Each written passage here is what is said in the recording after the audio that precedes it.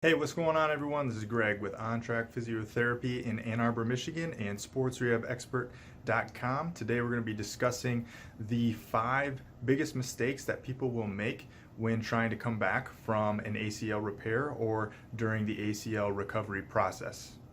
So, mistake number 1 is focusing way too much early on in the recovery process on bending the knee and not focusing enough time in trying to improve knee extension. So we oftentimes see patients who want to try to improve their knee bend because they've lost a ton of it. Maybe they've been stuck in a brace, the brace has been extended for a while, and you're like, oh my gosh, I can't bend my knee after getting out of the brace. And the amount of range of motion that you've lost after being in that brace as far as knee bend goes is much more significant than the amount of range of motion you lost into extension. However, the extension component to this is extremely important, and it's extremely important for everything that you do in life and in sports. And that 5 to 10 degrees to get the knee extension back symmetrical to the opposite side, which may include hyperextension equal to the opposite side, is extremely important into having full function and full recovery for your ACL and being able to return back to your normal activities and back into sports and making sure you don't have continued pain problems. So early on, you must spend time focusing on restoring knee extension and getting it back symmetrical to the opposite side. The knee flexion will come with time. It will come much more gradually. If you do not get extension back early on, it will be a much more painful process to try to get that back as time moves on in the recovery process. So you need to focus your time on extension early and often, and then gradually start doing more and more flexion. Both of them are very important, but knee extension initially is the most important thing you need to be doing. Mistake number 2 with the ACL recovery process is that people will focus all their strengthening efforts on squats, lunges, step-ups, and things of that nature, and not focus enough time on direct quad and hamstring work for hypertrophy. Things such as knee extension machines and using hamstring curl machines are extremely effective in being able to restore hamstring strength, quad strength, and hypertrophy back into those muscles, especially since most of the grafts that you use involve some type of tissue from either your quad, your patellar tendon, or your hamstring. Most of the grafts include tissue from your own body and essentially creating a tendinopathy type scenario. So we need to be able to load that tissue directly through the knee extension, hamstring curl. Again, those machines are extremely effective in building hypertrophy back into the muscle tissue, which is lost and is a significant problem early on from a period of immobilization and disuse, the atrophy that occurs. So we have to spend our due diligence and time while working on quad strength, hamstring strength, and the knee extension and hamstring curl machine are the simplest way to start introducing strength back into those muscles and do so effectively throughout the entire recovery process. Mistake number 3 that people make is when they are performing squats, lunges, step-ups, is that they continually tell the athlete or tell the individual that they should not allow their knee to move forward over top of their foot, or they keep a vertical shin during the process of performing those exercises the entire time. Early on, depending on someone's sensitivity to loading, you may not want to allow the knee to go too far forward over top of the foot. But eventually, as time wears on, you have to allow the knee to start going over top of the foot to effectively load the knee, to effectively regain the capabilities of that knee to decelerate movement and ultimately produce force. Just think about simple daily life functions, which is going down the steps. The knee will go over top of the foot as you go down the step, and the heel will come up off the ground. The knee needs to be able to display that capability to load itself over top of the foot. And if you're always keeping a vertical shin, that knee will never restore or regain that capability that is needed for daily life, but then also for sport performance, for things such as running, jumping, and things of that nature.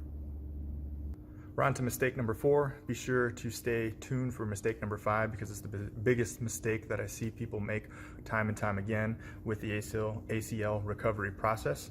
But mistake number 4 is jumping too quickly, no pun intended, jumping too quickly into plyometrics or box jumps. Now, hey, look, I get it. Strength training can become boring. Sometimes it's fun to do things a little bit more advanced, especially when you've been tied up, locked down for such a long period of time after an ACL injury or surgery. You want to get back into something a little bit more dynamic. You want to get into plyometrics. You want to get into jumping.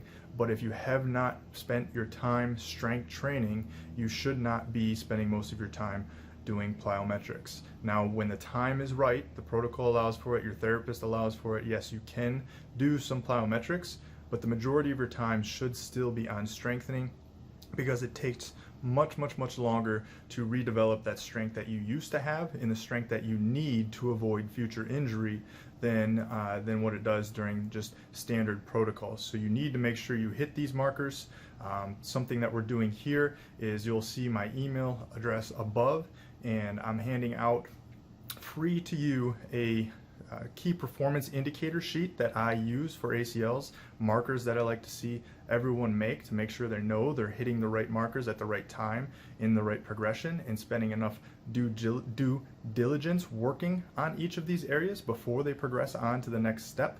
Because if you spend your time doing all this high level stuff, which again, maybe not at the right point in time, puts you at a little bit more risk for injury, but you still may be able to do them, but have not spent all the time necessary and needed to redevelop your strength, you're doing yourself a disservice, because you're going to limit your progress much further down the road. Building a nice foundation of strength to then build upon after that is extremely important. Strength comes first before any type of explosive exercise, before any type of plyometrics start to happen.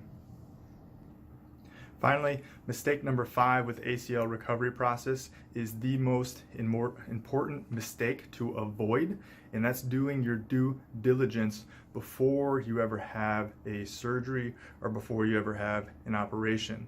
A lot of times people will go to their doctor or they go to the surgeon and they're just told that they need surgery, and they don't have any information going on as far as what the recovery process is going to look like for them. You must understand that this is going to be a long road to recovery, and it's going to be a painful road to recovery. Not being mentally prepared for this surgery and for the recovery process, which is very long, is going to lead to a lot of frustration for you. You're going to be frustrated with the recovery process from this injury no matter what. So it's understanding that, knowing that going into it, so you can have peace of mind in knowing that this is going to have, you're going to have to take an extended outlook on this, and there's going to be ups and downs. There's going to be times when the knee does not feel very good at all, and you're going to have to push through a little bit. At the same time, you're going to feel better at certain points than you may have felt in a long time, because it was so painful early on that you're going to want to jump the gun and move too quickly in this process. You have to spend the time doing the work on the front end so that you can experience success on the back end.